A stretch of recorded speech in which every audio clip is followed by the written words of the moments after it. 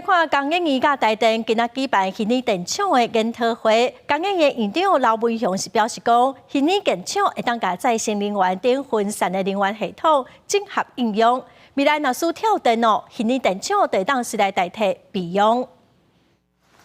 今年母亲节对新北棒球的住户来讲无甲那平静，受到雷雨影响，直至暗时7点多，路顶县熊熊是乌麻麻，所以桃园百货公司也传出停电，人客只好伫黑暗当中来踅街。 总共10至暗时，包含新北棒球、桃园甲新竹香山，总共3县市，差不多有7945户不停电。台电其实在防雷、在落雷、在预测里面，其实都有做相关的一些研究。但是它如果是短期的集中的，就如同台风一样，它短期的侵袭的，那它的停电就有可能没有办法避免。台电表示，受北部地区雷雨影响，和设备故障甲线路断线，只是台湾热天常常发生雷雨。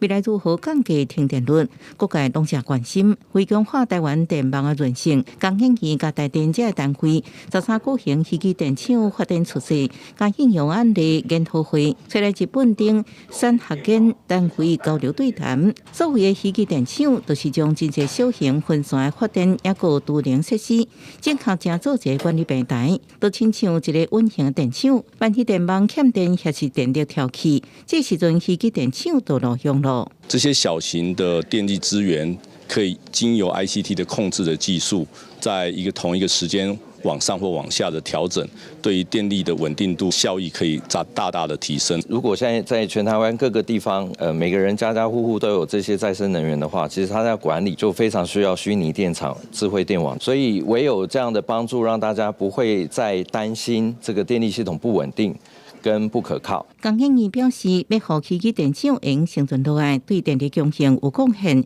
也要靠政府来推动，加速虚拟电厂产业化，才能强化台湾电网的韧性。记者综合报道。